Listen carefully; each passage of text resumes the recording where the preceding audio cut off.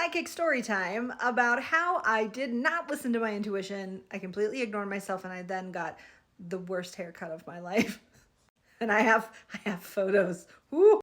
This is a hilarious cautionary tale. Please stick around. You can laugh at my expense. But first, your daily dose of Daisy. Okay, so about a year and a half ago, I started working 1 day a week at a spa as the front desk receptionist, the coordinator.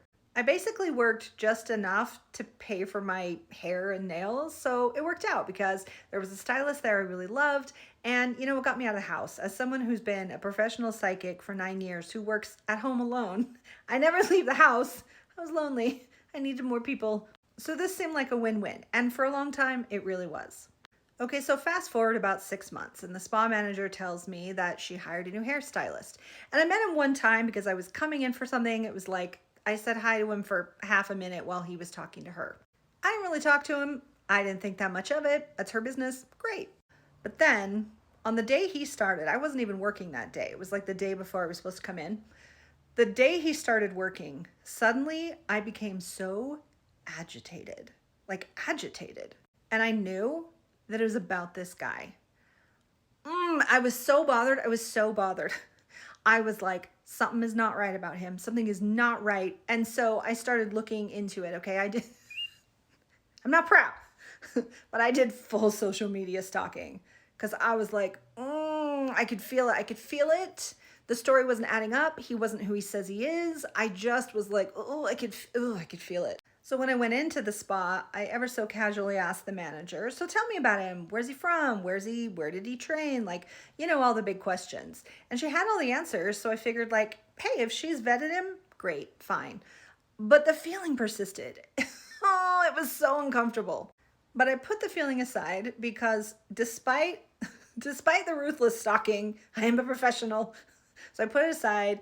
I met the guy. He seemed very outgoing, very friendly. Okay, let's see what he can do.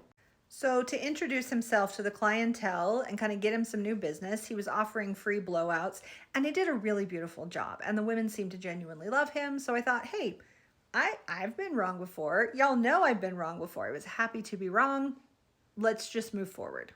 But then after he'd been there a few weeks and those complimentary clients were starting to book cuts, things started to go off the rails a little bit. And I could feel as the front desk person who checked them out, how was your appointment? Did everything go well? Getting that feedback. I could tell how uncomfortable a lot of the women were, but they weren't really saying. So I wasn't left much to go on until eventually we started getting women who would come back the next day demanding to speak to the manager, and the story started coming out. He would sit them in the chair and he would talk a good talk and butter them up and make them feel so comfortable and sell himself as this visionary. And then, despite whatever they told him they wanted, he would give whatever haircut he felt that he wanted to give them.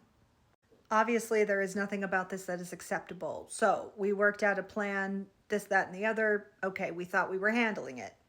Now, you would think this would be enough. I only worked there 1/2 day a week, and it was pretty much every time I worked there, this happened. Someone came back and was like, he ruined my hair, and he did the opposite of what I told him I want. He ignored me. He did it anyway. You would think that this, coupled with my premonition about him before he even started, would be enough to keep me out of his chair. You would think. And you would be wrong. Somehow, I don't know how, I got convinced by him to cut my hair, even though my stylist was in that salon. And that's how I held him off for months. I was like, she does my hair. She does a great job. I love it. Let's, whatever. But then my stylist went out of town for 2 weeks. And remember, I used to have bangs. And so I needed my haircut more often. And I succumbed to the pressure, to the charms of this guy. And it went exactly how you think it went. It was a nightmare. Look who's back. She sees my pain, my therapy dog. Okay, so not only did he cut way too much and did he go way off the plan, it was clear he had no idea what he was doing. No idea. Cutting and cutting and cutting. And then, this is where, oh Lord. And then he styled it. Oh, and he styled it. I ask you to please brace yourself for what you're about to see. No! No! Yep. Now, for reference, this is what I looked like before, which I took as a screenshot for one of my TikToks. This is what I looked like before. Right? That's nice, right?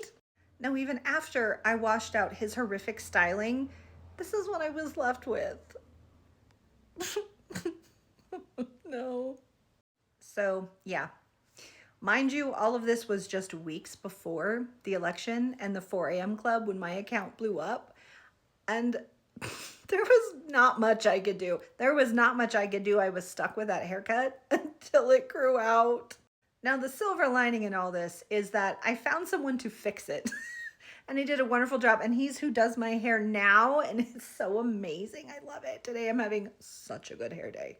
But like, honestly, you guys, that's kind of what I get. That is what I get for disregarding not only my own intuition that I knew the day before something was not right about him. He did not know how to do hair. But then also, I didn't believe women. I didn't believe women. I heard all the stories of the women and the horrible haircuts he was giving them, and I fucking still had him touch my hair. I did. I got what I got. Now, the other silver lining in all this is that because I went through that experience, I was better able to articulate for the spa manager what it felt like for a client to be in that position. Because I was like, no, it's a violation. It feels like a violation. My hair is my body. My hair is my identity in the world, how I go through the world. And this man disregarded my wishes and did whatever he wanted to my body. And this is unacceptable. We cannot allow him to continue to do this to our clients. And he was eventually fired not long after that, but not before the spa manager found out that, yeah, he'd lied a lot about who he was and what his credentials were. And I fucking knew it. She had just said that. Moral of the story, always trust your intuition. Always, always, always, always, always, always, and believe women. Please and thank you.